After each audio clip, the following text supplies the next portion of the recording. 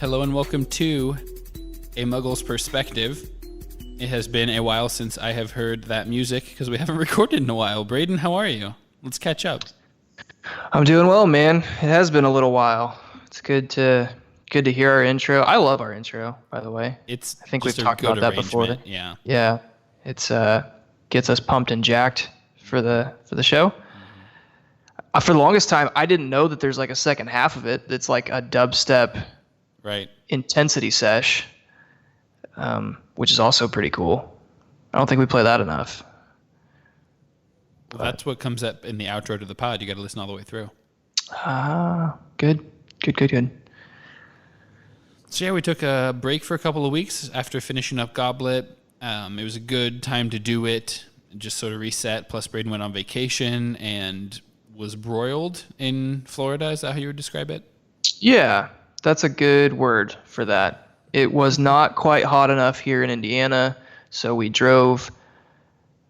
flew south to Panama City Beach and hung out on the beach for a week. Really, we hung out in the ocean for a week because in late July in Panama City, you can't hardly even like stand to be on the beach. It's pretty miserable. It's not. It's at certain points in the day, it's not that bad if you're under an umbrella. At certain points, like when the sun is just here, if you're under this and you have a fan on you. Yeah. Yeah, like we tried to play like some games on the beach, some volleyball, baseball around. Yeah. And it's like you do it for longer than like 10 minutes. It's too much. And I'm making it sound like I didn't enjoy it, and that's not true. It was great. Hannah and I really needed to get away and kind of recharge, and that's what that was. It was good. We enjoyed it. That's awesome. I'm happy for you, man. Thanks.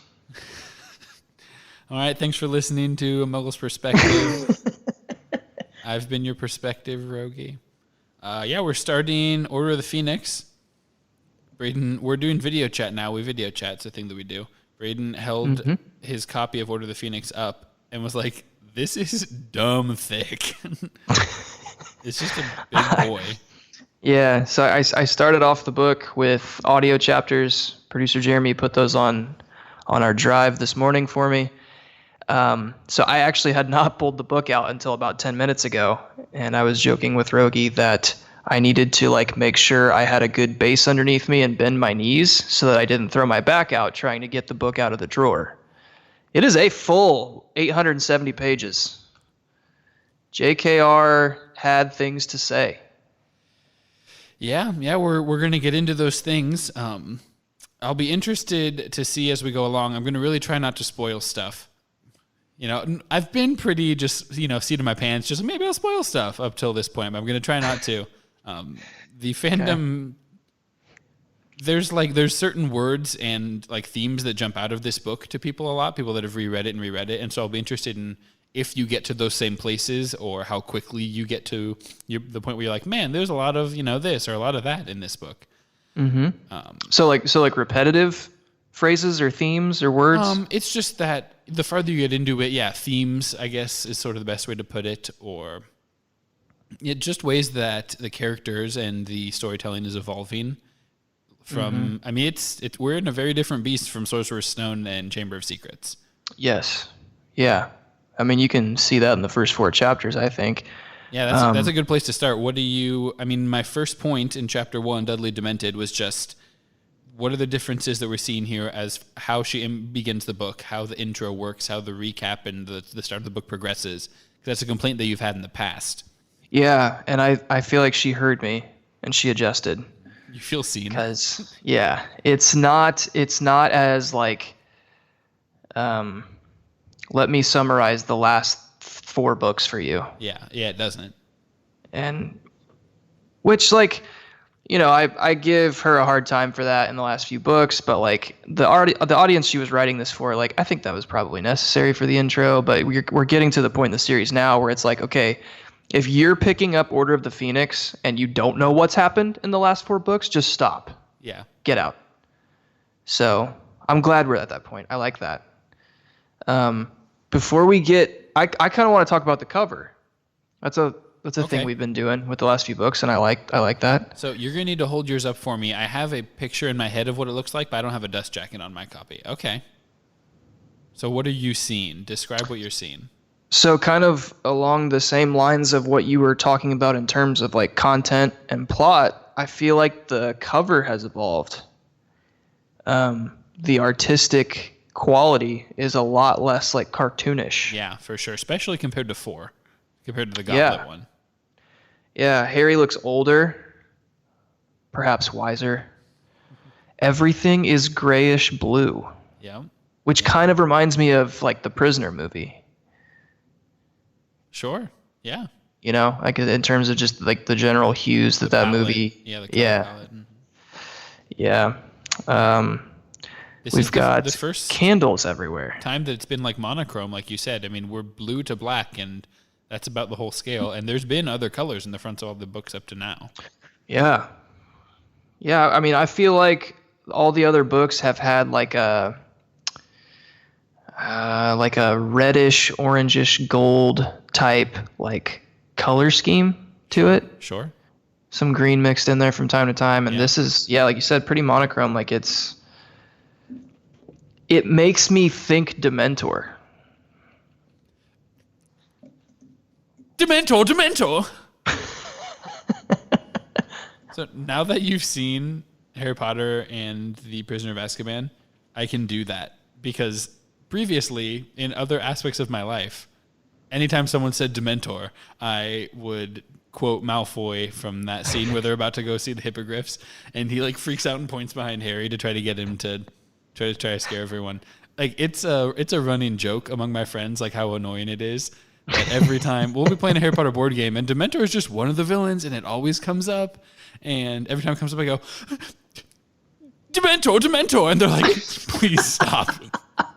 I don't want you to keep doing it. Rogie, can you please I leave? can't. Can you just get out? I can't. It's the same thing. So you remember in in the Quidditch World Cup scene, Harry passes out running away from Death Eaters for some reason. Can you picture this in the movie? It's kind of hard for me to remember the Quidditch World Cup scene. Because it didn't happen.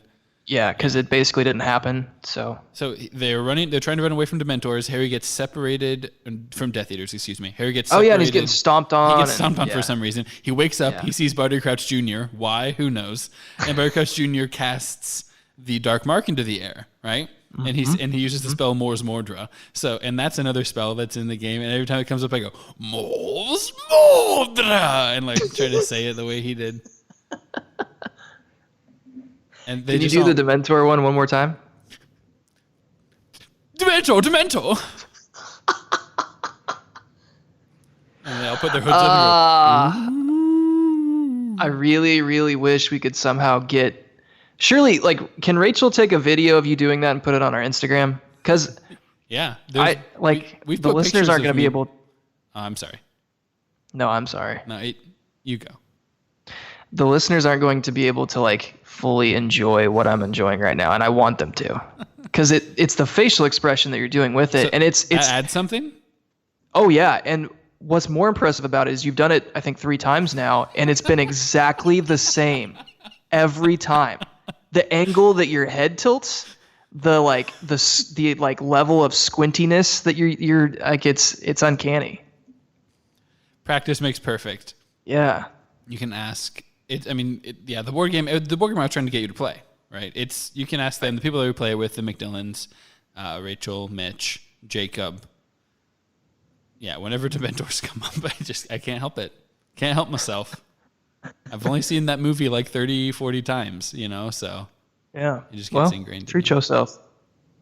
Have you ever seen? You've seen Lord of the Rings movies? I have not. Wow. Okay. That's the next pod. Okay. Can't make that reference then. Yeah. Okay. So we opened the book. Harry's laying in a flower bed for some reason. Just chilling. This is a pretty, well, obviously stuff happens near the end of the chapter, but for a while I don't have a lot of big talking points. Just wanted to get your general sense of how have the Dursleys and Dudley even specifically developed as characters? Do we care about where they're going, about what's going on with them, or do we just want to get to the magic? I mean, I don't think it's anything we need to spend a lot of time on. I just like Dudley is growing up a little bit, kind of has his own posse now. So I guess it's just kind of interesting to see how Harry reacts or acts around him now that they're sort of growing up together. And I don't know, really just, I guess we can get into the conflict within this chapter and everything. Like this, the first chapter is so like teenage angst. Yeah. I Harry's just mad at the words. world and wants to pick a fight. So I wrote the words angsty Harry down, but in chapter 3. Like I didn't even put it down until then. So See, you're I feel like picking up the first 4 chapters. Yeah. Yeah. Everything we're reading for this episode, for this pod is like, yeah, angsty Harry. Honestly, I think that's our title. There you go. Harry is angsty. Angsty Harry. I agree with that. Hangsty. Is he just hangsty? I think he's a little angsty. Yeah. Yeah. You're not you when you're hungry, Harry. Have a Drooble's Best Blowing Gum. Have a cauldron cake. There you go. No, he's at the Dursleys, so it's have the heel of the loaf of bread. Yeah. Have like half a grapefruit. I thought you were gonna say half a grape. Well, yeah. What do you have any specific examples of Harry's angst that jumped out at you, or is it just a general vibe? Just the general vibe, I think. I mean, we'll get into like good examples in the next few chapters, obviously. But you can just tell like he's just kind of beating his head against the wall, like starting to get really annoyed that nobody's like contacting him, and coming off the last book, I can't blame him. It's like you would think that Dumbledore or someone like that would be in like some pretty regular communication with him, like, hey, haven't heard anything out of Voldemort, just wanted to check in, see how you're doing. I don't know, we're taking these measures to kind of take care of you when you get back, and we're also sending people out to follow you, so don't worry about like Voldemort showing up at the house. Right. But everybody's just kind of leaving him in the dark. Yeah, like you said, that's as far as Harry's concerned, that's the central tension of these first 4 chapters. Is he spends 4 whole chapters being mad that you have not written him good enough letters. That is what he is mad about this whole time. Yeah. I don't know what that means. Does that just mean he's like really mad? I heard LeBron say it one time. Okay. Which, saying that out loud now, I immediately regret it. Well, you said posse earlier, and I was going to make a Phil Jackson reference when he was like LeBron and his posse.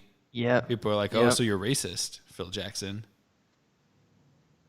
I'm not even going to get into that. LeBron irritates me to no end. Oh, yeah? You're more of a Kevin Love guy? More of a, who else is white? T.J. McConnell? No. I am more of, honestly, I like Kawhi. I'm a Kawhi guy. Interesting. Kawhi forced his way out of San Antonio. Sat for a whole year. He handled that really poorly, but I like the way he plays the game. Like he's just, gotcha. I do my job, and I'm not going to act like a child after I'm successful. But you're talking about on the court. Yeah, and off the court that I know of. Other than pouting his way out of San Antonio. Yes. Yeah. Okay, so just besides that. Yeah. Frankly, I'm a Victor Oladipo guy.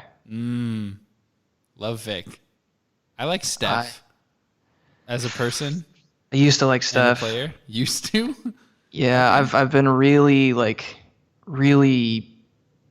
just sports media has overdone it with Steph. As they do with any superstar. Yeah. But I don't know. I'm just over Golden State. We've talked about this. Okay, that's fair. I like Domas. The big Sabonis, Domas is big my Sabonis guy. Head. Yeah. Yeah. I loved his dad on the Blazers. Really? Yeah. You're too young. And he was no, too but old. I have gone back and watched some video and read some stuff. He's a pretty good player. Oh, yeah. Okay, so now that you're tuning back in. That segment was for Carter. Shout out Carter. Definitely not listening. Shout out anyway. So Harry spends a lot of time in this first chapter talking about the news. He's trying to listen to the news. He's reading newspapers. He's complaining about the Daily Prophet. Do you have any thoughts about that?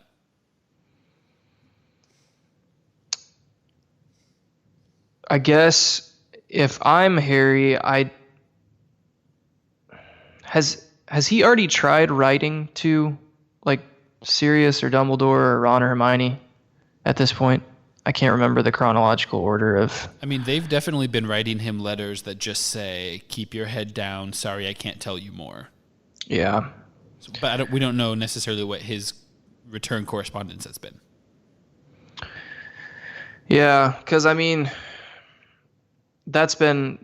You can understand why he's so annoyed like that, because that would be my first place to go for news. Is like, hey, what are you guys hearing? Because I don't want to rely on the Daily Prophet. And I feel like the Muggle news stuff, unless it's a mass murder by Voldemort, is going to be pretty hit or miss. Mm-hmm. So, but, you're at the Dursleys. What else do you have to do to pass the time? So we can kind of just get into, I mean, the main thing here in this first chapter is the Dementor attack. Mm-hmm. So Harry comes across Dudley and his gang, and he and Dudley are walking home, and they get attacked by Dementors. So what sticks out to you about this? What do you care about? And where are we at that point? So first of all, I kind of want to beef a little bit with Harry. Let me see. I don't have my key up for which one's which. Pwah, pwah, pwah, pwah. Braden's beef! First try. First try. As much as I hate Dudley, I was kind of annoyed with Harry in this scene. Of him just like going out of his way to pick a fight. Well, he talks about, let's see if I can pull this scene up. We're in chapter 1, and we are on page 13. Oh, do you have a book now so you don't have to speak to me in do. percentages? That's great, because I was over that. Yes, I do. Okay. Also, I wanna get into nicknames here. I think we should only refer to Dudley as Big D now from here on out. Nice one, Big D. Big D. I'll take. So it says, a muscle was twitchy in Dudley's jaw. It gave Harry enormous satisfaction to know how furious he was making Dudley. He felt as though he was siphoning off his own frustration into his cousin, the only outlet he had. So this kind of goes hand in hand with what you're saying. You're at the Dursleys, you watch the news, like what else are you going to do? You're frustrated, that's how bullying works, is that like the kid gets it from home or whatever and they take it out on someone else or the dog or, what have you. Dudley's what he's got. Yeah. I can't argue with that. I just felt like Harry's better than this. Like he kind of stooped to Dudley's level. He does. Well, and then I'm sorry, he stooped to Big D's level. Is Big D mustache yet?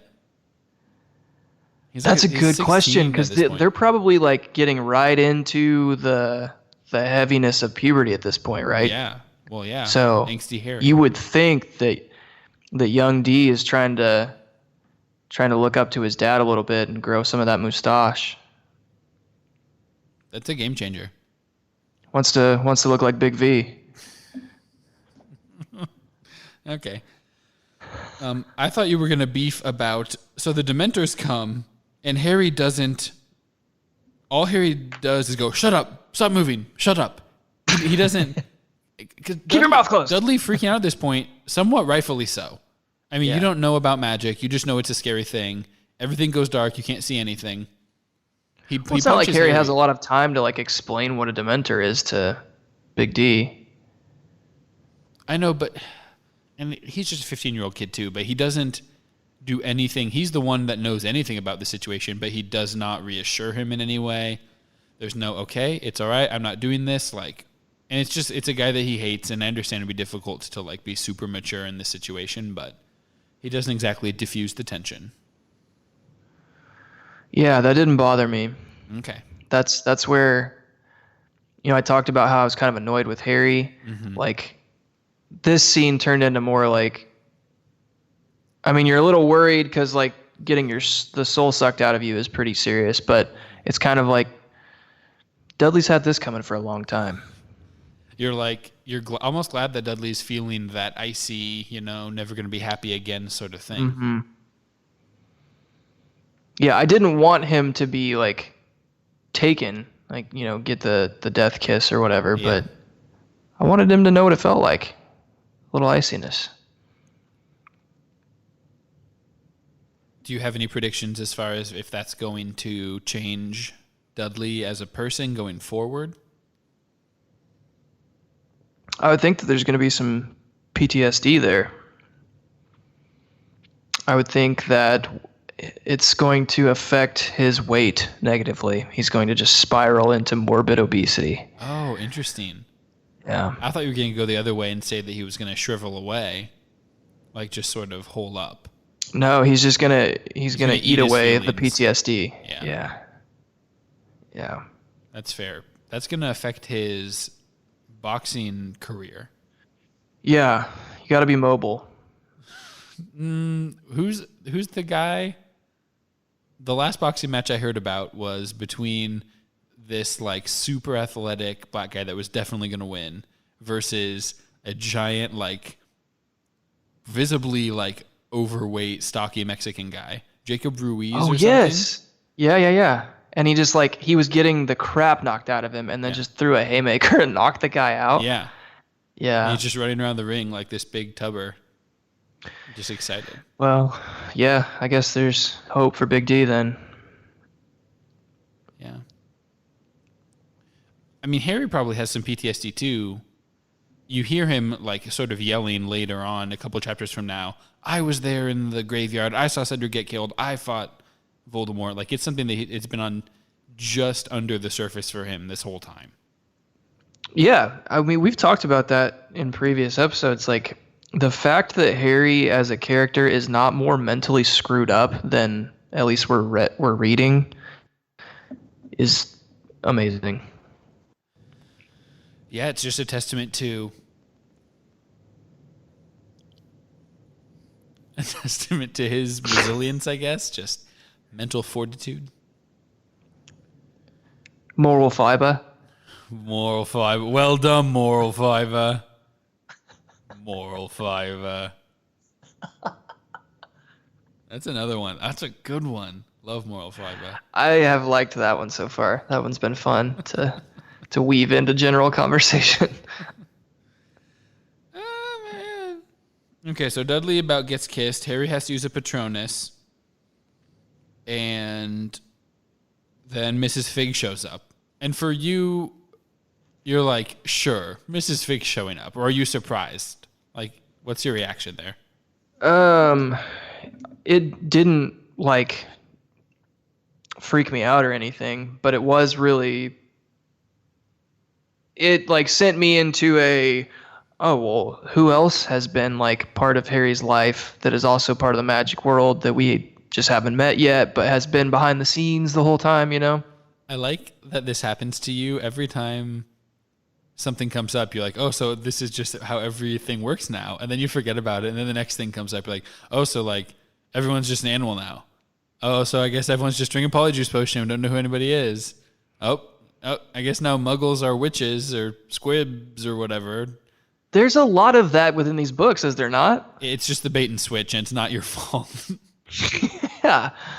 There's so many things like that, I feel like, so far, that it's just like, and this is how this is, so good luck with that. We're moving forward. It's a test. I mean, like, she does a great job. Mrs. Fig's been around since Sorcerer's Stone. Like, she was mentioned, you know, as the old lady with the cats who lets him eat really dry chocolate cake sometimes.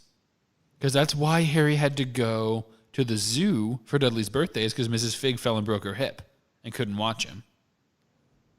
Mm-hmm. And so J.K. Rowling does a good job of like laying the groundwork and putting things in so that she can later come back and make a reveal about it.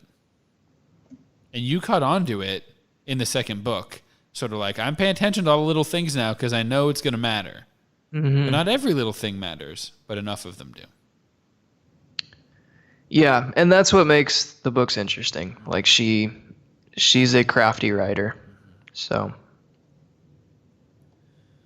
we got Mrs. Fig now. That really leads us into Chapter 2, A Peck of Owls. Another one of these examples. You know, sometimes we go from chapter to chapter and it's like, the next 6 weeks were pretty fun for Harry, you know.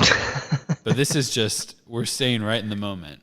Yeah, well, I would think with this, that's how this entire book will be. We'll just live a year of Harry's life here in 870 pages. Yeah, we get like 2 pages per day, 2.5 Yeah, pages. yeah. We got a peck of owls. Mrs. Fig walks them back, and she's like just yelling. She drops a bunch of dope, like magical old lady sayings. Did you pick up on this at all? Yes, I remember Jim Dale yelling them through my car speakers. I want to find him specifically, though. I'm at the top of page 24 right now. She says, "Well, it's no good crying over spilled potion, I suppose. But the cat's among the pixies now." What? What? What? What? Seriously? So I don't know. I like that. I like that too. I like good sayings like that. Like my guy, the guy that started the company I'm working for, older guy. I was helping my dad cut wood one weekend, and he was like, "Cutting wood is good. Warms a man twice." And it was like, "Wait, what? Oh, it does?" Nice. Oh, okay. I get it. Yeah. It warms you up while you're chopping, and then you burn the wood. Yeah. And it makes fire, which Yeah. warms you. That's fun. It was fun. I enjoyed it. I try to share that pretty often now. It doesn't come up as much as I wish it did in conversation. It doesn't, surprisingly. I haven't gotten that many chances, but I'm still holding out. It's kind of like me with Dementors and Mors Mordra. So like when they come up, I do it. You've had a few chances already for the Dementors thing, and you've held back. Today? Just since we've started the conversation in the book. Well, yeah, because I couldn't do it till you saw the third movie. No, I'm saying in this episode right now. Oh, okay. I mean, my voice, like I can't do it just like literally every time. Like when we're a Dementor heavy section, Yeah. I want to be doing it. Don't get me wrong, but our listeners don't. Our listeners don't want that. Do we know that? I mean, how many Jerry Seinfeld jokes until, Yeah. I'll have to ask the people that stopped listening because of those. Yeah, if you stopped listening because of Jerry Seinfeld jokes, come on the pod, howl, let us know. We actually have a howler that mentions that we will be playing after this chapter. Well, doesn't mention stopping, it just mentions Jerry Seinfeld voice. Okay, so I didn't want to go beat by beat through this chapter necessarily. It's more just, okay, what happened? A bunch of owls came. Harry had to tell the Dursleys a bunch of stuff, and they reacted to it back and forth. So I wanted to kind of ask what your thoughts are on how the Dursleys reacted, the ministry aspect of it, the Dumbledore and his squad aspect of it. So, like, if we take that all as one big event with all the owls that are coming, what are your thoughts on the different aspects? Like, the Dursleys involve me here. Let's start with that. Can you ask me a more specific question? So, Uncle Vernon's got some thoughts about these owls coming in, about how Harry needs to leave, about the Ministry of Magic being a thing that exists. Yeah, so it's kind of I feel like we've been building towards this moment of like at some point the Dursleys are going to have to like accept that Harry is a wizard and that their magic is a thing, and whether they like it or not, like it's a small part of their lives. They're going to need like a higher baseline of information, like just for getting along with, because it's going to touch their lives in some way. Yeah. Right.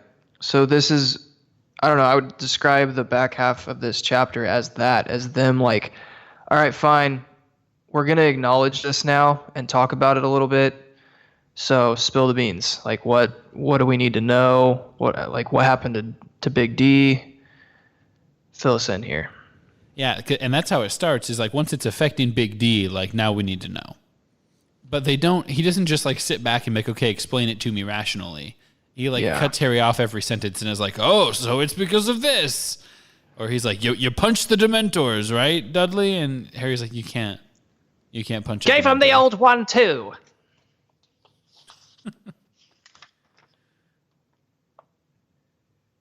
So they're accepting that, but then he does try to kick Harry out later on. He absorbed the information and is like, okay, what that equals out to is that you're a danger to my family. You need to leave. Was that a reasonable or unreasonable response by him? That's what I was gonna say. I think it's very reasonable. Like I haven't understood fully why they haven't done it before. Like, because they hate him so much, he's such a burden to be there. Like, just ship him back to Hogwarts early. Well, that kind of gets us into what some of these letters say.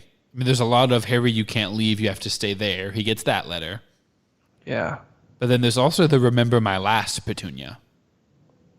And so what are your thoughts on that? Who sent that? Man. Who sent that and what does it mean? So here's a hot take for you. Here's what my initial, what I was trying to wrestle through in my head was like, okay, remember my last. Petunia gets weird and says that he's got to stay. I thought it was some sort of like ghost-like howler from Harry's mom or something. Oh. And here's where my mind went. Remember my last, as in like Harry's my last child? Like maybe Harry has siblings that we don't know about yet? Whoa. And maybe there was some sort of agreement between Harry's mom and Petunia before, like, you know, like, hey, if anything ever happens to us, you need to take care of Harry. He's my last baby. And so this was like a remember my last thing. So are these siblings of Harry's dead or alive?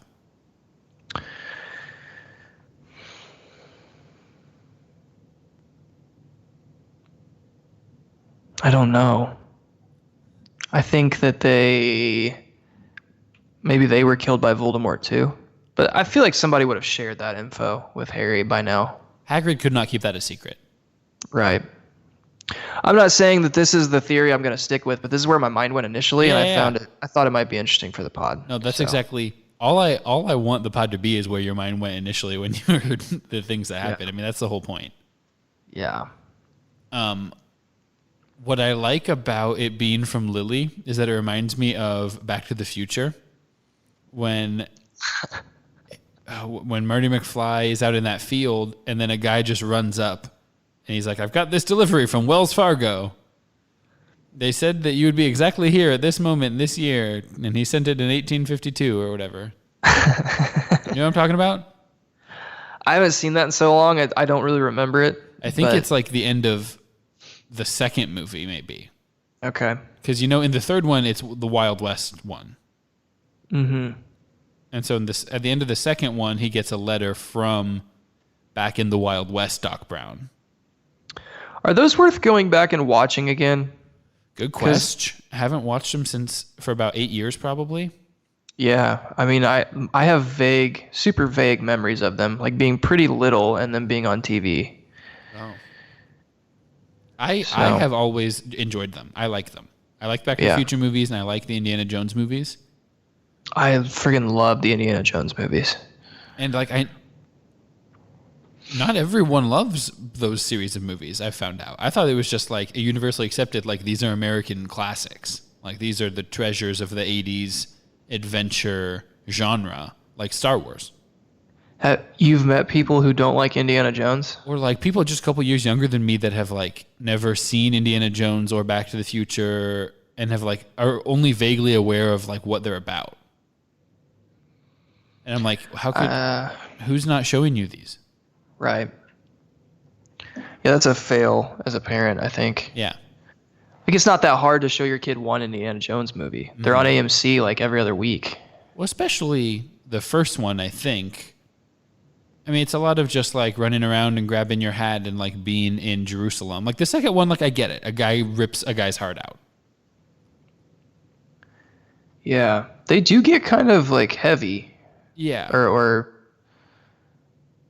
I don't know. I can remember being scared by some of them as a little kid. Yeah, I was scared by Temple of Doom a little bit. Yeah. For sure. But you don't have to show them to a little kid. You can show them to a 12-year-old. Sure. I think they're great 12-year-old movies. I mean, if the original Star Wars are good, they're very similar movies. In terms of like...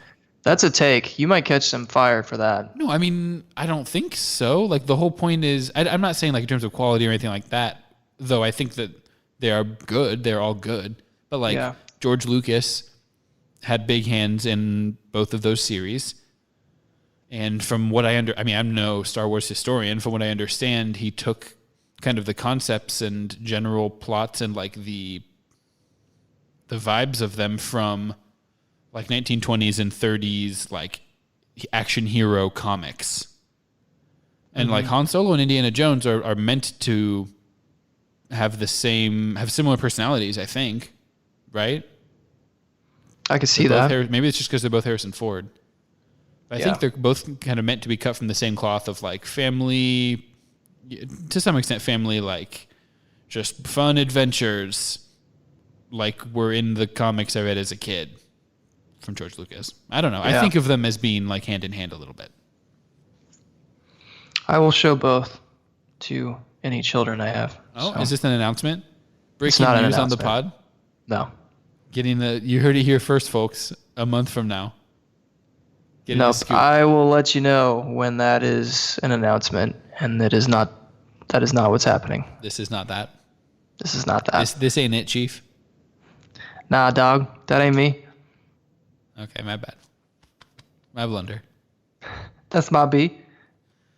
Okay, we've gotten the Dursley side of things. Any thoughts on how the like school and ministry seem to be handling this situation? I mean, we've heard more about how the ministry feels about Harry Potter in like the 4th chapter, but when you read this and you're like, oh, Harry's expelled, Harry's suspended, what are your thoughts? Well, I thought that was a really quick trigger, and was sort of confused by it, and then after reading chapter 4, it's like, oh, that makes sense. Like they're looking for a reason to kind of sweep him under the rug right now. And it makes sense with where we last left off Cornelius Fudge. Like yes. If he has any say in what goes on in the ministry, and he's in charge of it, so it seems like he would, they're not exactly pro Harry Potter at the moment. Not at all. Yeah. Which I feel like, I don't know, is that kind of going to be the central back and forth of this book, I guess, is like Team Fudge versus Team Dumbledore? Or is that sort of a subplot? I mean, what do you think? I'm not expecting you to answer that, but it's a rhetorical question. Where do you think Voldemort plays into that? I think that Voldemort will manipulate those on Team Fudge to maybe unknowingly help his cause, i.e. Percy. And things of that nature. Yeah. What young Weatherby? I mean, so Voldemort isn't on Team Fudge. It's not like Fudge is the captain of Voldemort's on that team. And it's not like Fudge is on Team Voldemort. He's not like straight up a Voldemort dude. No, I'm not saying that they'll align with cause. Yeah, it's a manipulation game. I think that Voldemort will see Fudge, who's kind of just being like, as Ron would put it, thick right now, just like doesn't want to see the truth or believe it. He's blinded by his own reputation. So Voldemort's not a dumb guy. He can use that to his advantage. He can definitely use that to his advantage. Fudge he's manipulable at this point. Okay. We did remember my last little bit. Your thoughts on... So Harry just isn't having it. Dumbledore, Arthur, and Sirius are all writing and are like, just stay calm, just chill out, don't do anything crazy, stay in the house. Does that strike you as tone deaf from these adults? that they're not keeping their audience in mind. Like Harry's not going to be just receptive to this. He's going to be mad when he hears that. Yeah. When those letters start coming in, I jump wholeheartedly on Team Harry of like angsty frustration. Cuz he's got to be freaking out. He doesn't know what's going on. All of a sudden he just got attacked by a Dementor. Like he needs info now. Hey, do I need to know a spell or something? Like how do I get to protection? Is anybody out here to help me? Yeah. And so like you got to think that every time a letter comes in, he's like, "Oh, here we go." Like rushing over to get it from the owl, almost ripping it out of its claws. And then it just says, "Hey, everything's going to be okay. Don't leave. Don't do anything dumb. Wait for our next words." It's like that's not good enough. So what I'm hearing is that JKR is doing a great job of putting you in the mind like of a 15-year-old boy. She's had a chapter and a half, and you're already like you're not a 15-year-old boy. That's like in real life, that's not who you are.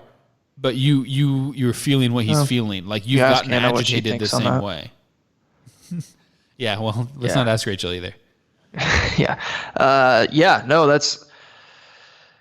I mean, the longer we read these books, the more my respect and appreciation grows for her writing. Yeah. If that's the goal, is to make you feel what Harry's feeling, then like she's just hitting that. She's winning. Yeah. Yeah. Yep. We're gonna take a quick break here to hear. We go howl. To hear a howl. It's a voice that you might recognize.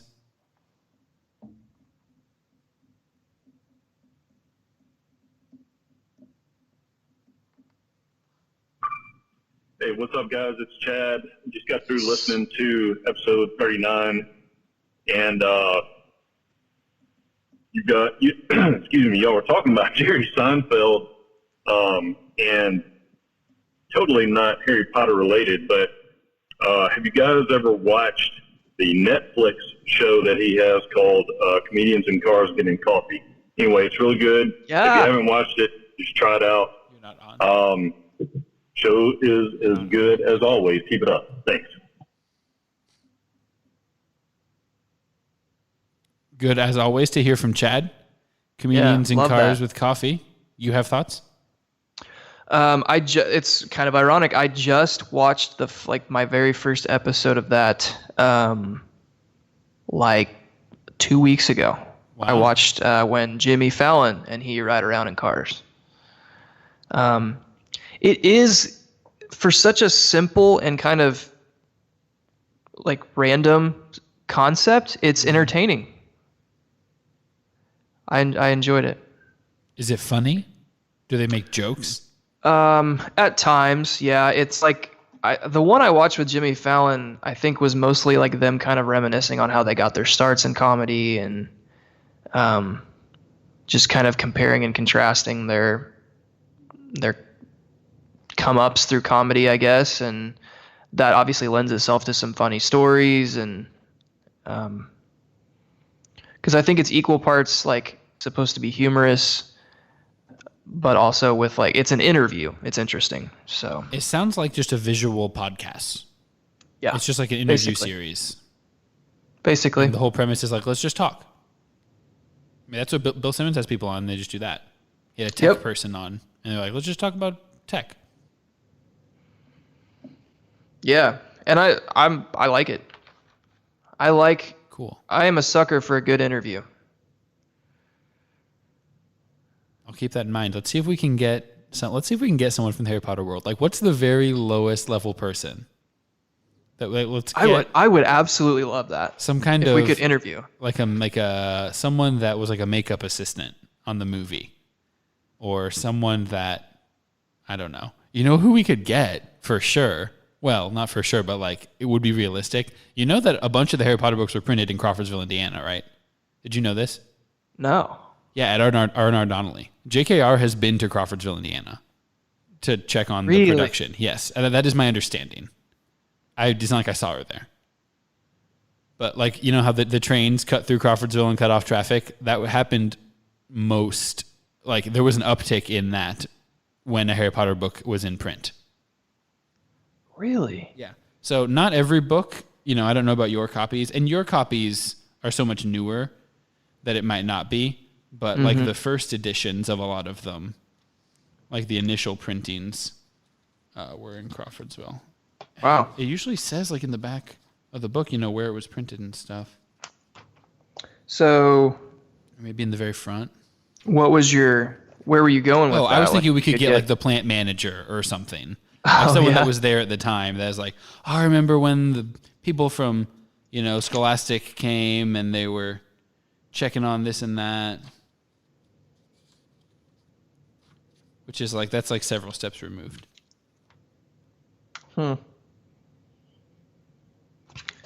Anyway, some of them you can see it say Crawfordsville, Indiana. I think it's kind of fun. That is fun. JKR, come on the pod. If you're listening. Yeah, if we could just get her on the pod, I mean, I don't know. Seems like it would be a good episode. I feel like we could come up with some questions. Though, here's the deal. Have you ever interviewed someone? Because I haven't. Yeah, I did a little bit of radio work when I was at Wabash. Clayton Randolph and I had a Friday night, like I think it was called like the Gridiron Report or something. They gave us like an hour time slot before they went out to like the high school football games, where we just got to talk about the matchups, and usually we had a coach call in and we would ask him questions, and yeah, I love it. I think it's fun. That is fun. Okay, well, I really enjoyed JKR then. Yeah. No, I really enjoyed interviewing your mom when she came on the pod. That's true. That was fun. I think people enjoyed that episode too. No one really called in with any hot takes about it. So, how do I know that they enjoyed it? Okay, chapter 3, the advanced guard. Hard to find. Oh, let's do Do We Cares for the first 2 chapters. Okay. Do we care? Do we care about the boxing thing? Dudley the boxer.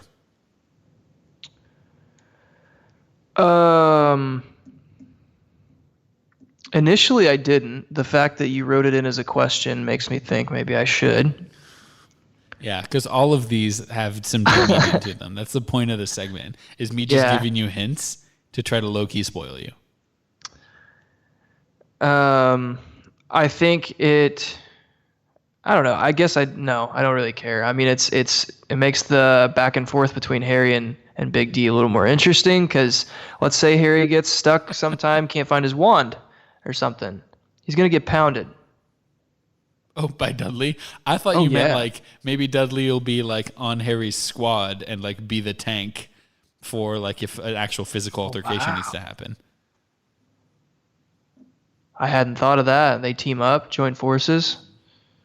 The brains and the brawn. Or what if Crabbe and Goyle recruit him, and they branch off. They leave Malfoy and branch off as like this small gang of like chubby dumb kids. Big C, Big G, and Big D. Notorious CGD. Yeah, I was trying to get to like CBD oil. I was trying to get there, but I couldn't. Yeah. It was almost. I appreciate your effort. Thank you. Do we care about the like drought heat wave that gets mentioned a few times? How Uncle Vernon's like, I hope the neighbor's listening. Watering his lawn over there, Mr. Lawn Waterer. No, I really hadn't given that a second thought at all. Okay. Do we care about, this kind of goes back to Big D, his gang and how they're just like straight up whooping on little kids at this point? How has that not gotten back to any of their parents? Like, you know, if your kid comes home and they got the crap beaten out of them by a much older kid, you would tend to think that like they're gonna go to a member of the school or something, or like, hey, can we get in touch with the Dursleys here?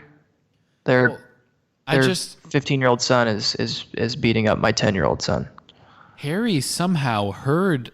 Harry got names. Harry was like, I heard you did, what was it, Mark Evans or something? Yeah. And so, like, Who did Harry hear that from? Does Harry have friends? Is somebody texting Harry? Is he in the group chain? Did he see it on Facebook? Like, this is mid-90s. That's a good question. Where did Harry hear that from? Like, not that I'm saying that we need to investigate who Harry heard that from, but like clearly word's getting around. If it got all the way to Harry Potter. Yeah. I don't know. I had not considered that. So like, I don't know. That I just agree with you. Like, you'd think the parents would have complained about it by now. Right. For chapter 2, do we care about Petunia just being like, oh yeah, Dementors, they guard Azkaban? Sure, Yes. everyone knows. We do care about that? Yeah, we care about that. Why? I just care a lot about Petunia in general in these chapters. I'm very intrigued by this. I don't understand. Like, was she a witch at one time? I mean, if Mrs. Fig is a squib, which we didn't talk about at all, the squib thing. Yeah. Which means she is a muggle born to a magical family, Yeah, correct? Right. Yeah. I mean, I don't really have anything to say about it, I guess. It's interesting. I mean, we'll keep that in our back pocket. She's a squib. Okay, that's fine. But we care about Petunia knowing what Dementors are. Yeah. Yeah, I do. I don't know. I don't know if it's like, see, I keep trying to, I don't think I've told you this. I have been trying to sort of figure out the more we read how this like Half-Blood Prince thing plays into, because I know there's a book called that. Okay. So it's like, is Harry the Half-Blood Prince? Is Harry a half-blood and we don't know about it? Is Petunia a half-blood? Can she be a prince? No, but she could. Maybe is Uncle Vernon her first husband, her first and only husband? Interesting. Was she with a wizard before? Maybe he died as well. Maybe he was killed by Voldemort, and then could not resist attraction from Vernon's moustache. The married moustache him. draws everyone in eventually. I'm on the top of page Ain't that the 32 truth? here. Harry asked her how she knew what Dementors were. She said, I heard that awful boy telling her about them years ago. So that's what we know. That awful boy telling her about them years ago.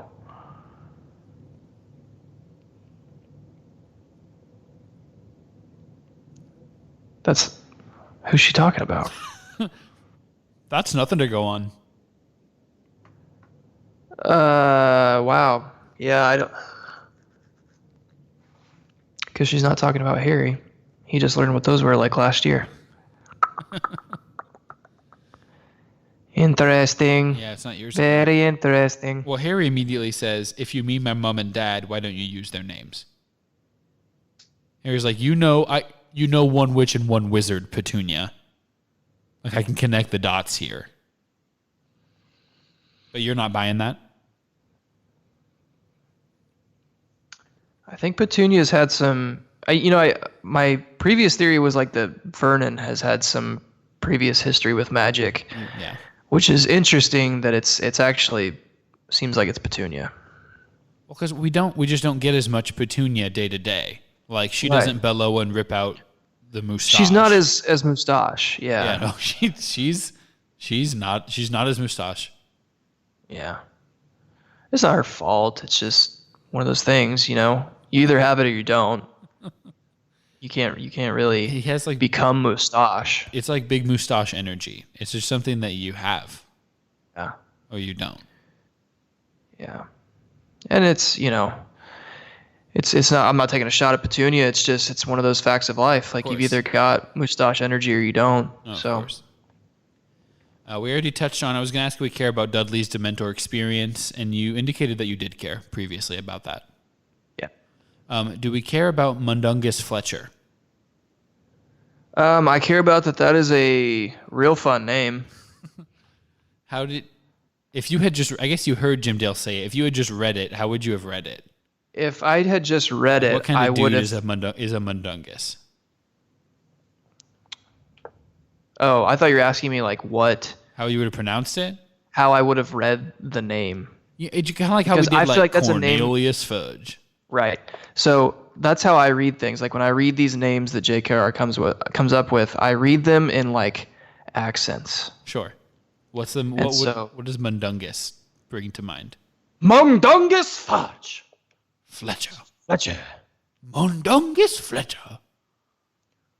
Mundungus Fletcher. No. I More don't of know what a to do with that, but I like it. kind of like an old medieval, not medieval, but like old-timey British type thing. Like Downton Abbey. Okay. Mundungus Fletcher. Maybe Mundungus Fletcher is a butler in that era. In my Maybe. head. So all we care about him is the name. He's just a name to us. Well, the fact that he took off his shift early to protect Harry, my mind kind of went to where I was talking about earlier, like Voldemort using people who might be vulnerable to like I think the spy game is going to be interesting moving forward. You know, is Snape a spy? We don't know. Is Mundungus Fletcher a spy? I don't know. We're in like the Cold War period. Yeah, I think so. Okay, chapter 3, the Advanced Guard. The Advanced Guard, this is just one chapter about one thing that happens. And that thing is that what? Just, you can summarize this chapter for me in like 2 sentences. Do it. The Dursleys leave Harry by himself, depressed. 9 really powerful wizards who are part of the Order of the Phoenix come to transport Harry to the safe house. End of second sentence. Yeah, that's it. Like that's what happens is that they came and got him and then they flew to the safe house. This chapter is like, all right, we need to transition Harry out of the Dursleys. And now we also need to introduce a frick ton of new characters all at once. Without looking at anything, who are some of those new characters? Dang it. Yes. I should have studied these. No, that this would is have great. easily, gosh dang it. This is great. This is like Rachel when she first learned the names of Pokemon and she was like, oh yeah, the Catterboy. There's And like, it's the Pidgeapidge. I'm going to screw the first name up, but it's Good. like Nymphosaura Tonks. Yeah, Nymphosaurus Rex.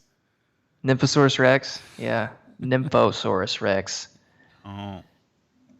After dog. You know what I mean. That is after dark. The other one, there's like a, Lupin's there. yeah, Remus Lupin, Mm-hmm. Mad-Eye Moody, Yep. Tonks. Uh-huh. There's a tall, described tall black wizard, right? Yeah. Bald. Bald. His name has like screw in it or something. Yeah. See, I don't know if I'm getting any of these or not because you're just gonna say yes to You're not everything. supposed to. Please don't get them right. Give me a full name that has screw in it somewhere.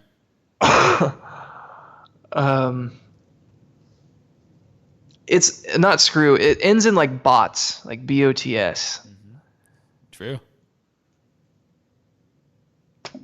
I can't even come up with the first name at all. Dang it. So I've got Remus Lupin. I've got Tonks. I've got Mad-Eye Moody.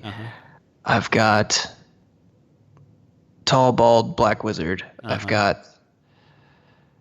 Dang, I've still got The other ones, none of the other ones were quite as characterized. I mean, like those names were just like said pretty rapidly. Yeah. Just like take your thinking hat off and just like say the first name that comes to mind when I describe. I'm gonna read some of these character description names to you. There's one that has a last name of like Miggle or something like that. Okay. Then there's a wheezy voiced wizard. Give me a name. Give me a name. Archibald Rodemius. Yes. Yep. That's it. Wow. You just got it. That's crazy. Yeah. There's an excitable, squeaky wizard who says, "We've met before." You said the Biggle or whatever, right? Mm-hmm. So there's that guy. There's a stately-looking witch in an emerald green shawl.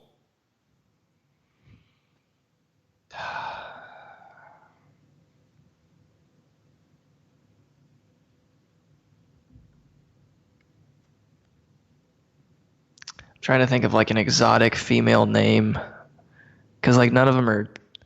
It doesn't need to be good. You know? Just like say literally just stream of conscious.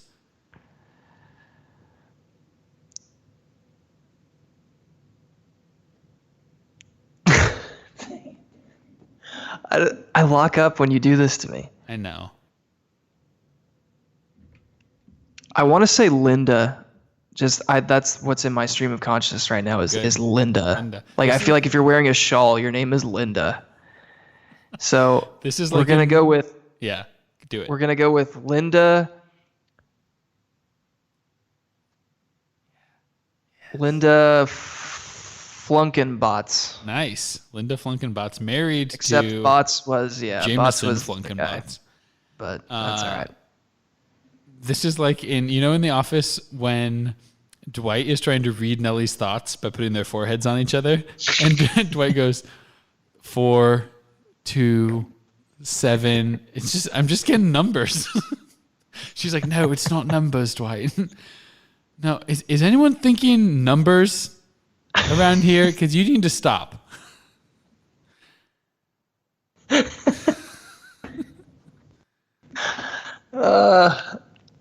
Okay. Do you want me to try any more? Well, there's 2 more. A square jaw wizard with thick straw-colored hair who winks at Harry.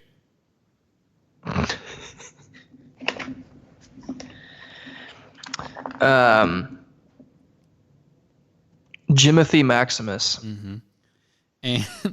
And a pink-cheeked, black-haired witch who waved from the next room. Sabrina Montoya. Are you ready for their actual names?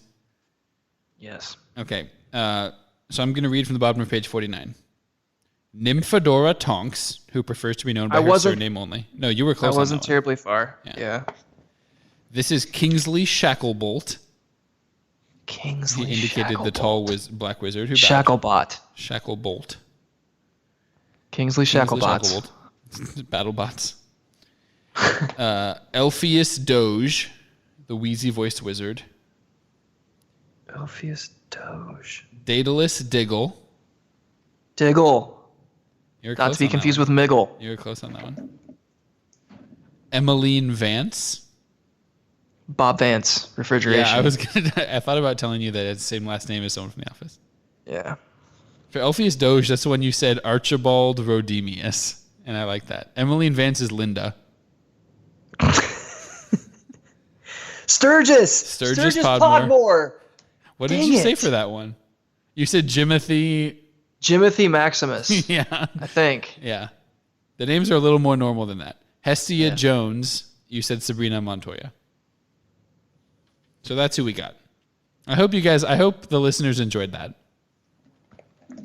That's our analysis. I hope of so this too. chapter. I'm like sweating after that.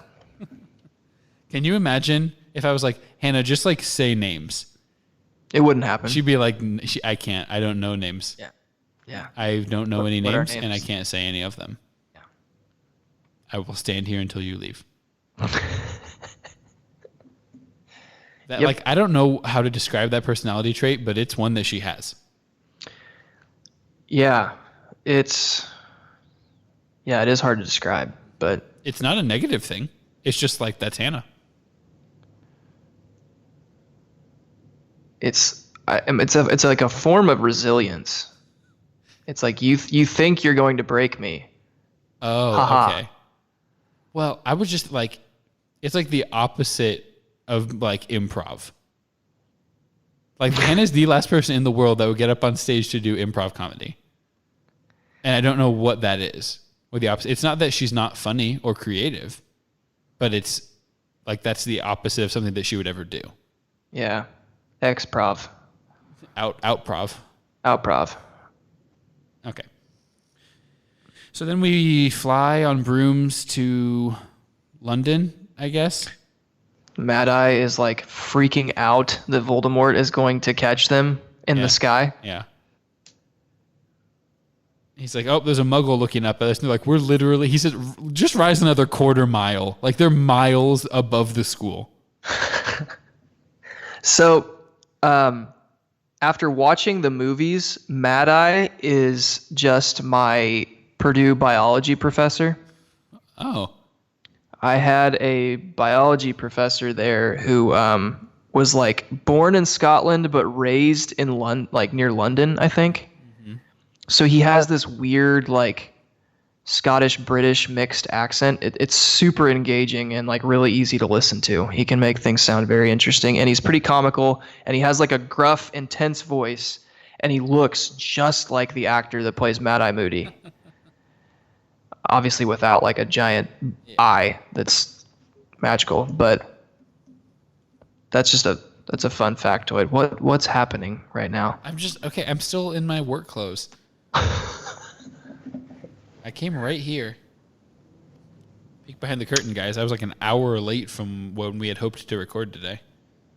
I let you know. It's not like I made you sit there for the whole hour. No. We were guys prepared. ahead of time. Yeah. We were prepared. Yeah, so that doesn't lend itself to like what I think about this chapter. It's just a fun thing for me that I can't not see that when I'm reading now. Do you have any other thoughts about the chapter? Just like 3 pages of Harry being like, and then we kept flying and I was cold and it was just really cold. I'd been cold before and I'm cold again now. Should we double pack? No! And then they're there. And then Mad Eye has him read an address off a piece of paper. Tells him to memorize it and then burns it. What's going on with that? He is going to need to know how to get back to this safe house probably more than once in this book. So.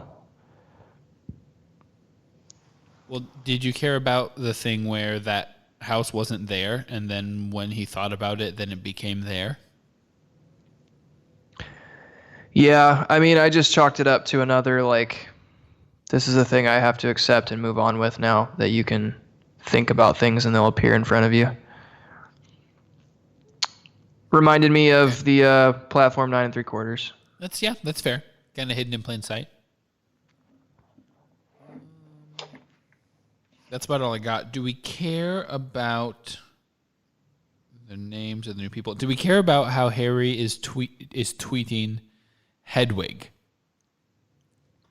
Hedwig gets back and he's like, good, you're here, finally. Go take these letters. Hurry, go now. Yeah, I think Hedwig is very underappreciated. And I feel like Harry does this from time to time.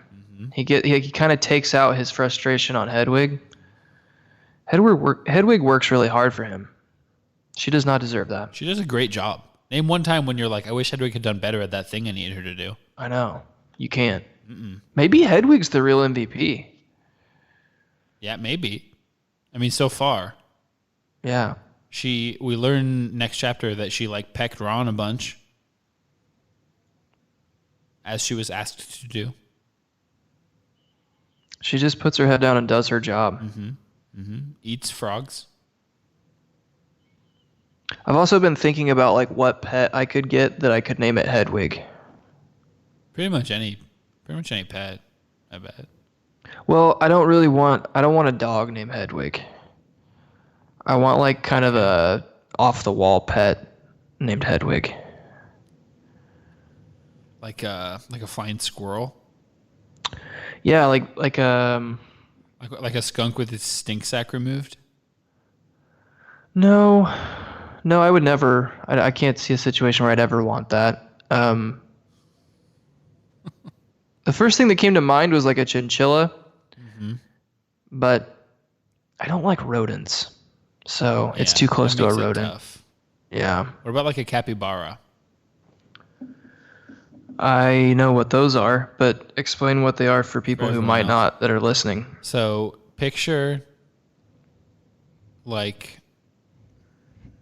of like a groundhog. Are you talking about a chupacabra? No, no. A capybara is like kind of like a ground. I picture it in terms of form, kind of like a groundhog, but like the size of a dog, How do you spell it? like a medium-sized dog. Capybara. I think there's just one R. There could be two. It's the largest rodent. Oh wow, It that is made a it to weird South looking America. animal. Yeah, I've never seen one of these. it's like, did you want your chipmunk to be the size of a dog? Gross. Yeah, it's a chipmunk dog. I don't know if you can. Wow, this is an domesticate them. article. Capybaras are the meanest animals ever, and it's a freaking hamster dog attacking a deer. Yeah, I'm not getting one of those and aiming a Hedwig. It looks terrifying.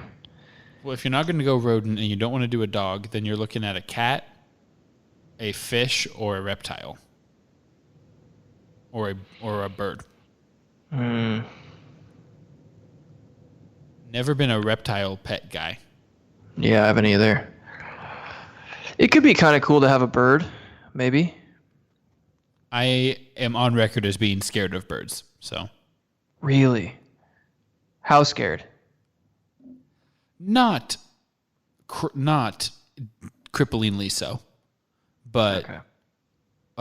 a story. One time this is actually just around Memorial Day, I guess. We're on our way back from visiting my buddy Brett, and Rachel stopped to see some people and was up at the house talking to them, and I was supposed to wait in the car area. And we're like out in the country, and they've got just chickens and like a turkey that walk around their whole yard situation. And there's a coop and stuff, but like they just go wherever they please. And so I'm out with George, and I see them coming, and they're moving at a good clip, and I get in the car. I'm not messing with that. With a turkey, Okay. a chicken, okay. A chicken's not going to hurt me. A turkey's a big Yeah. boy. Yeah. Yeah, you're right. Yeah, turkeys aren't you don't want to mess with one. But like flying birds even, I mean, they can fly and they have sharp beaks, I guess. Like a crow? Okay. So I hear you. I found a picture of this professor I was talking about earlier, Uh-huh. and I need you to see this Okay. because he is Mad Eye Moody. Okay. So I'm gonna send that to you. Do you have your phone? Yeah, I have my phone. Okay. No, I just left my phone in Goshen. I haven't got anything right. So that's where we are on that chapter. We got one more chapter, which is number 12, Grimald Place. And I feel like this is sort of us starting to get into the plot. Like, okay, we're back with we got Ron and Hermione, and we're here, and we're talking about Voldemort.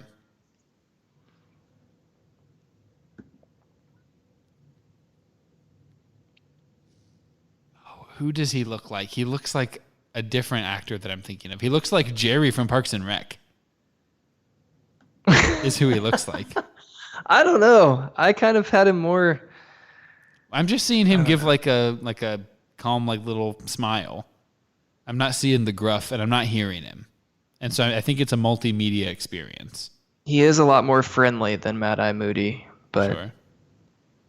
Mad Eye Moody not unfriendly when he's real Mad Eye Moody, yeah. and not Bart Eye Moody.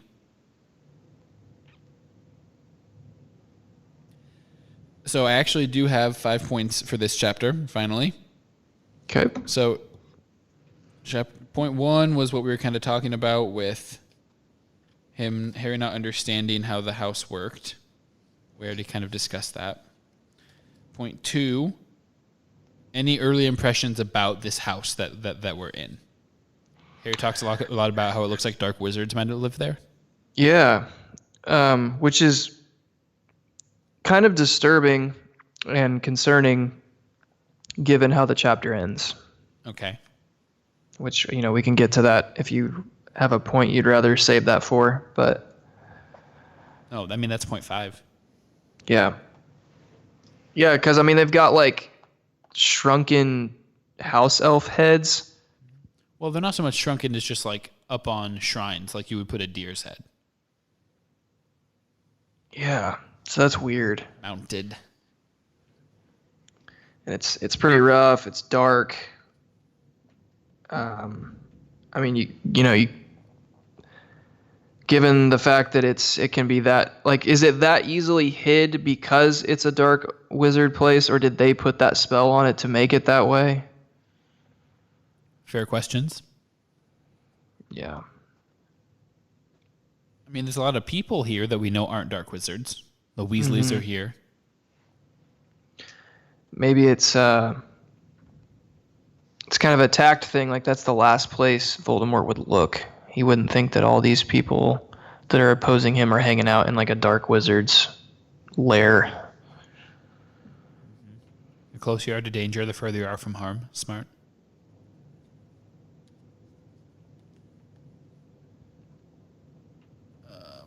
Okay. So we've got the reunion of the trio. This is where, I mean, another big angsty Harry spot. So just give me everything you're thinking about. Harry reuniting with Ron and Hermione.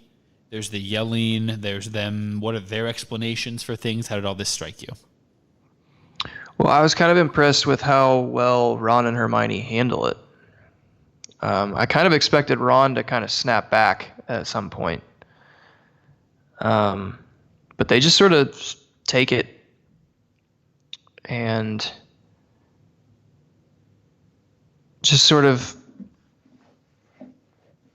are just really understanding and are basically just like, all right, you need to get all this out. You've been living with the Dursleys. You're mad. You're confused. You're probably scared.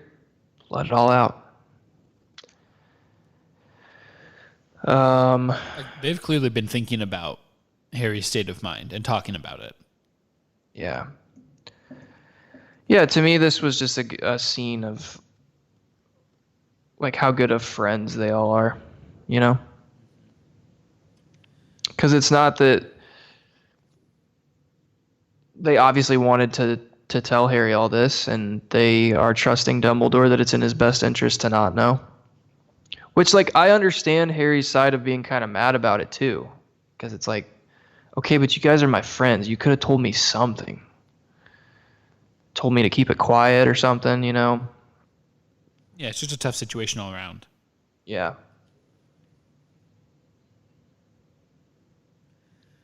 So Harry kind of goes through the whole gamut.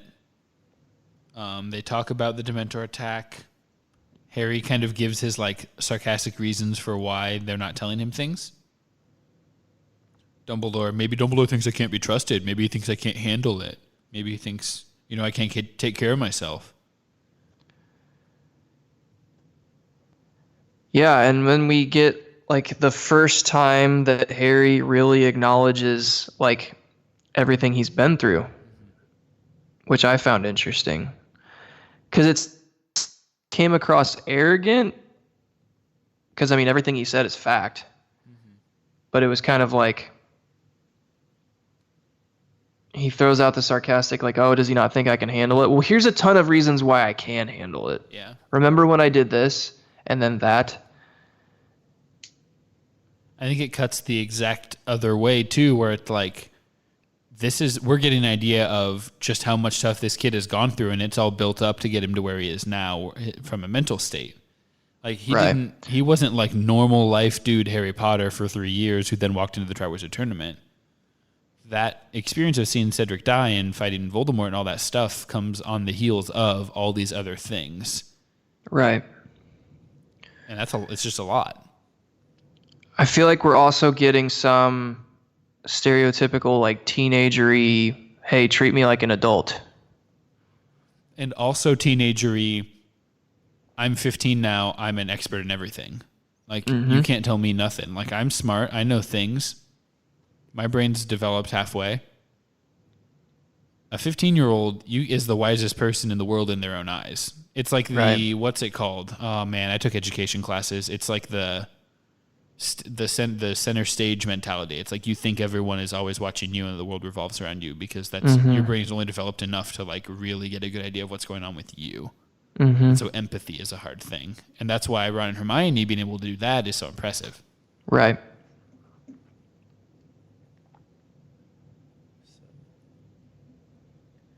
That's what's up with that. Order of the Phoenix. What is that, and what do you think about it? So it's like a secret society started by Dumbledore to band together against Voldemort and the Death Eaters, which like is cool. I just sort of assumed that like everyone was against Voldemort and the Death Eaters, so I'm interested to see how this plays out, like why Dumbledore felt it necessary to assemble. Now, granted, he's not just like getting anyone together. It's, people with certain skills and power and have some experiences that will be helpful in fighting Voldemort. And there's a couple of reasons why you'd want to keep a group like that relatively small in terms of like being able to move in secret against Voldemort.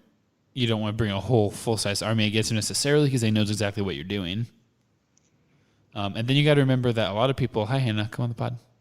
You got to remember that a lot of people aren't on Voldemort's side, but are scared and are too scared to step out and actually actively fight or try to do things against him. Right.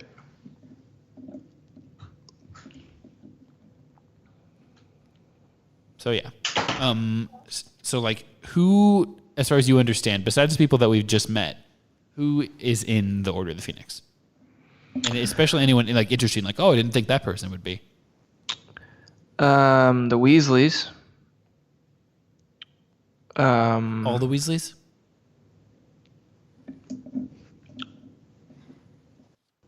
Arthur's in it, isn't he? Mm-hmm, yeah. I'm blanking on Mrs. Weasley's first name. Probably Linda. Yeah, probably.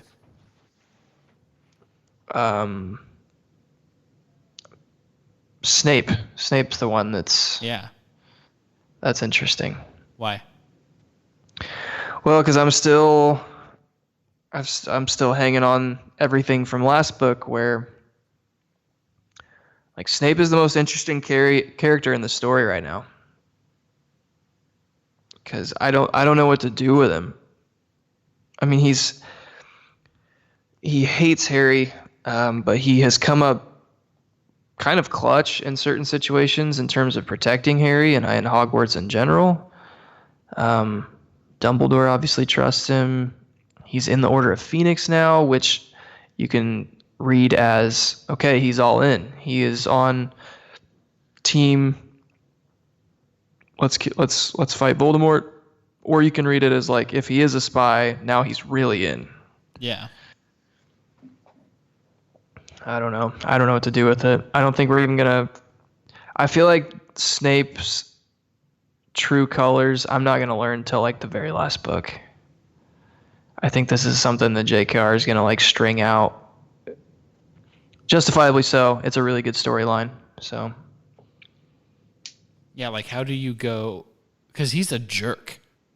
right. That's a fact, right? And as far as Harry and Co's interactions with him, he's a jerk.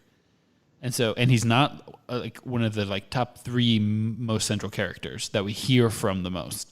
And yet she goes 4 books, making him pretty black and white in terms of being a jerk. He helps out Malfoy. He's Slytherin. He's the whole thing. And yet he's still so gray in terms of ultimate allegiance, and we care about him, and it's interesting. Like, she's walking just such a fine line. Yeah. And you kind of look back and you didn't even notice that you were interested in Snape, and you're like, oh man, look at all this Snape stuff. Right. Yeah, that's how the last book ended for me. Was like, I haven't been paying that much attention to Snape, but like, I guess subconsciously as a reader we have. Mm-hmm. And now it's all culminating into like, he is the most interesting character. Another interesting character, I was trying to get you to say this with the Weasley thing, because they're talking about like, yeah, Charlie's in it and Bill is in there. And then Harry's like, oh, and Percy. And they're like, oh, Percy. Yeah, Walk me through the Percy storyline. Percy got a job under Fudge's department or whatever. was like a junior assistant. Yeah. Came home, wanted to tell his dad how excited he was, and his dad was like, "No, they're just using you because they know that I'm pro Dumbledore, and so they want to keep one close to the vest." And Percy didn't like that. Percy did not like that. Percy tells him he's an idiot for trusting Dumbledore and aligning with him, and that if he's going to continue aligning with him, he's going to make it known that he is no longer part of the Weasley family. Just says some pretty out of line stuff to say to your dad. So yeah, Percy and the rest of the fam are not on good terms. Did you see this coming from young Weatherby? Yeah, I did, because I think I've talked about it previously, but I've been suspicious of him for a while, and when I talk about people being within Fudge's camp that are potentially candidates for being manipulated by Voldemort, I think Percy is A1. Mm-hmm. And I mean, you thought that he was maybe opening the Chamber of Secrets. Like, you have a predilection towards suspicion of Percy. Yeah, I don't trust him. I don't like his disposition. I don't like how he thinks he's above. Like, I feel like his personality lends itself to the whole, like, racism complex that we've seen from the Malfoys. Percy hasn't said anything like that, but, like, you know how that's a big theme amongst, like, Death Eater type characters? Of course. Like, I don't have any trouble putting Percy, like, imagining Percy in that category of, like, I'm above people. The thing that you always get with Percy is power, right? I mean, I'm a prefect. That's power. Look at me. I'm a prefect. Follow me. I mean, from the very first time you saw him, and at first it was like, oh yeah, he's a prefect. It's only the first years to follow him. But then he just keeps doing it. I'm head boy. Get out of the way. I'm head boy. And so anything that's promising him more power, well, if it's racist power, then it's racist power, but it's power nonetheless. Yeah, and I don't know that it's even the racism thing is going to play into it. I think it's like Percy has proven that he is going to go wherever the power is, even if it comes against his own family. So if Voldemort looks to be moving back into power, I guess what I'm saying is I'm not going to put it past Percy to align himself with where the power is going to be. Yeah, of course. So. So that's about that. Do we care about extendable ears? Yeah. I think those could come in handy. Big time. Spying on Death Eaters. I mean, yeah, we said this is the Cold War book. Right. Yeah, because I feel like that stage is being set already. We've got these secret societies. We've got extendable ears. We've got, like, who can you trust, who can you not. We've got straight up spies. We've got, like, Snape's going to go spy for us. We've got, like, false propaganda from the Daily Prophet. We've got, hidden agendas. Yeah, we haven't talked about the Daily Prophet thing, where Hermione's like, have you been really reading it? Yeah, they're trying to paint Harry as, like, I forget the terms that Hermione uses, but he's just kind of out of it and making crazy bold claims that aren't true. And I'm not finding the page that has it on it. Oh yeah, okay. So it's like 73 basically.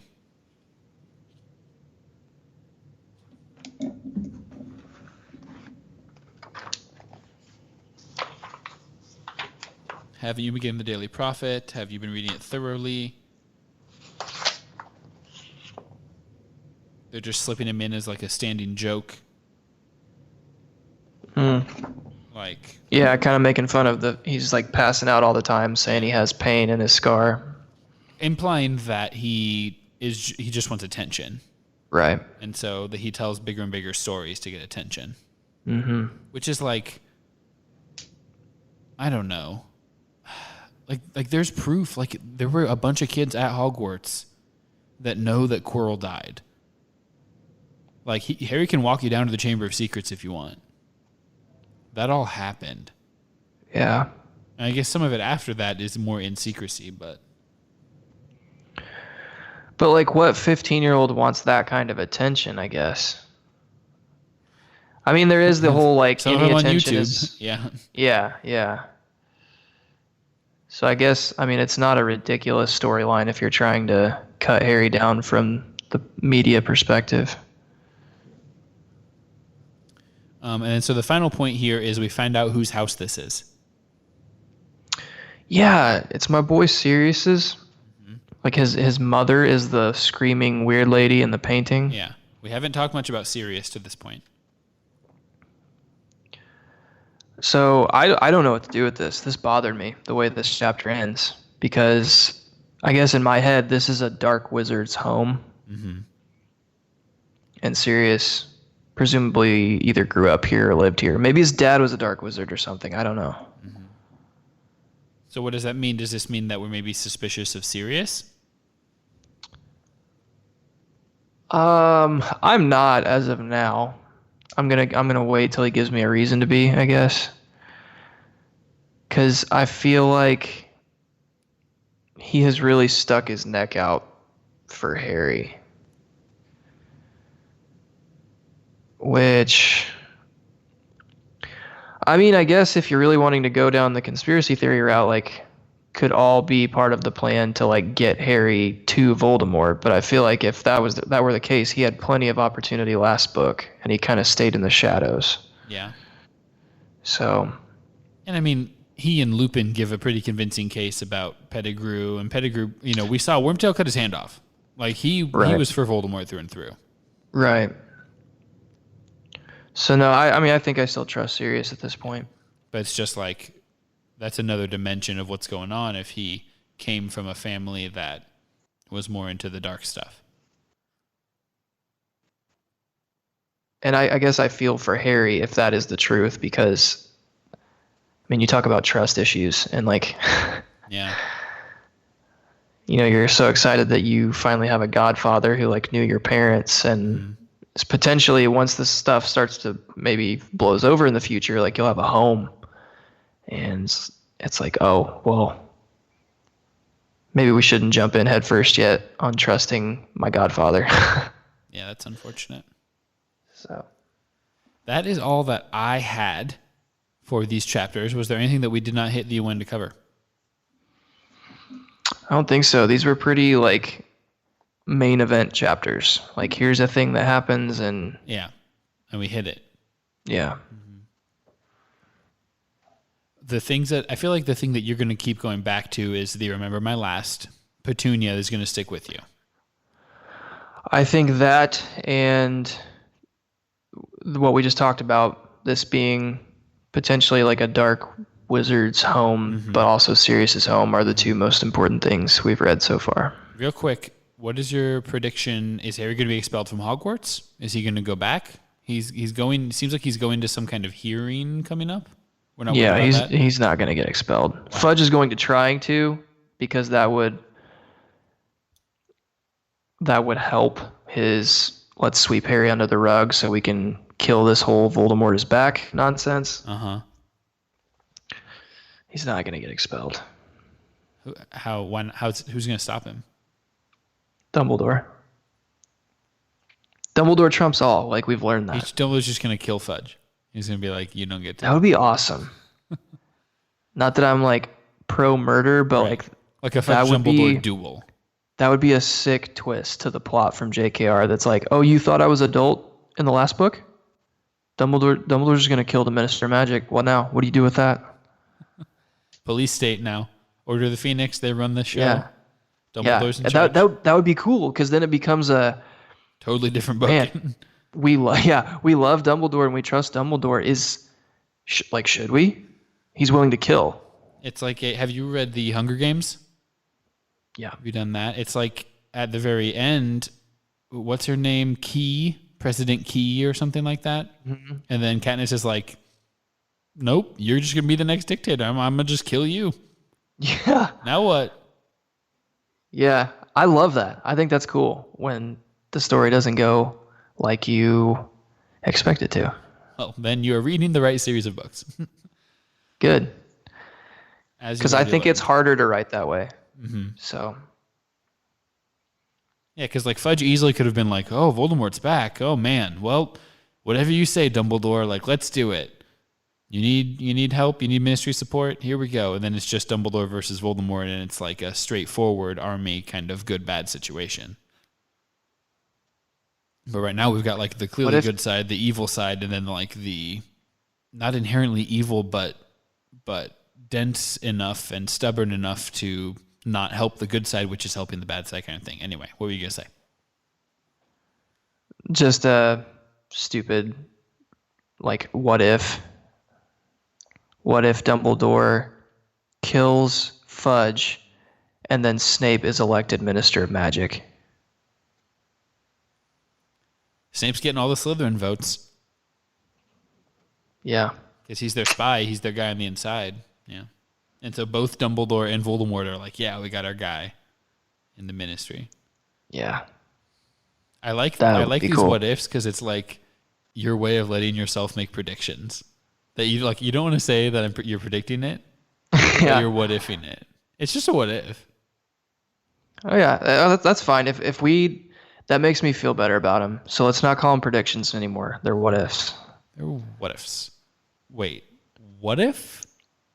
What if Dumbledore killed Fudge? Oh, what would happen then? What would like even happen? What if Harry was Minister of Quidditch? When is Harry going to? How old do you have to be eligible for the Team England?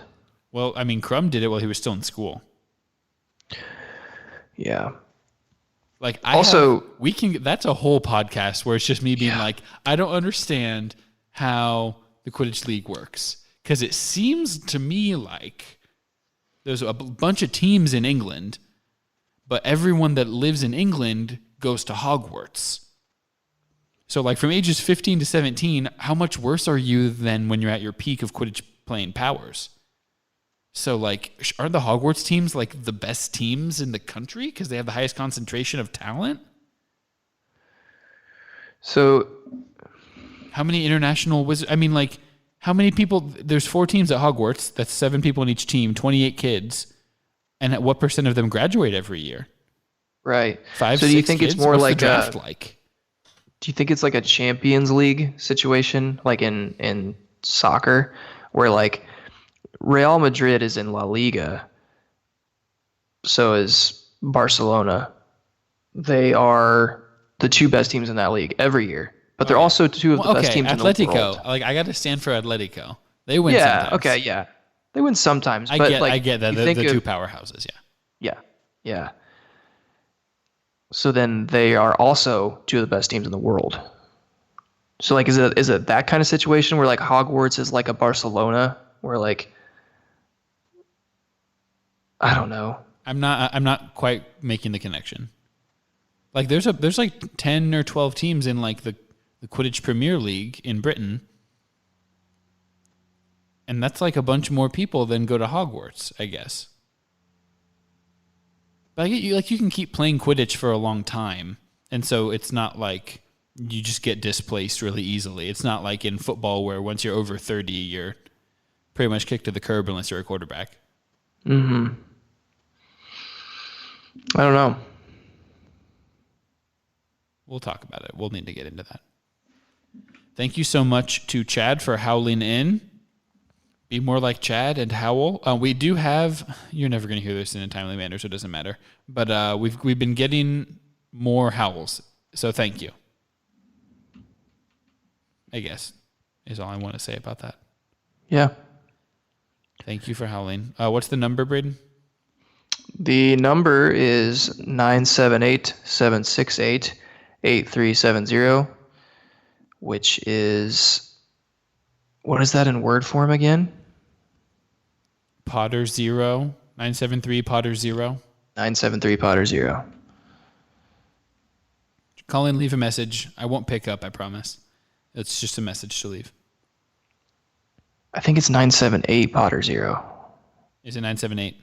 978-768-8370. 978 Potter 0. We have been more active on Instagram and by extension Facebook. I have been doing the posts. Please come do Trivia Tuesday. Oh, we've got a couple of Trivia Tuesdays for you.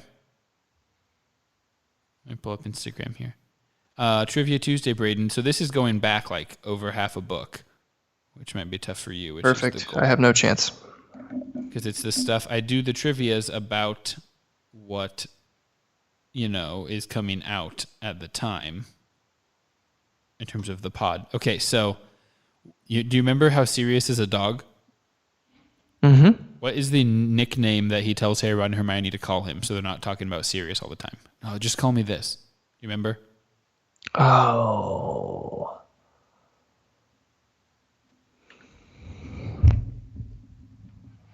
I know this isn't it, but I want to say Rufus. You want me to tell you? Yeah. Snuffles. Snuffles? Yeah, Snuffles. Just call me Snuffles. I would have never gotten that.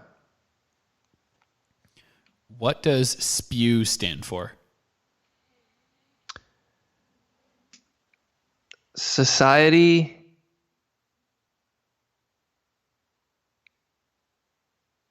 for the... It's Elvish welfare? Yeah. Society for the... What's the P?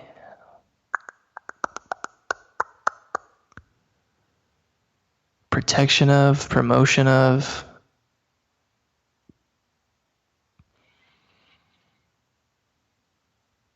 Society for the...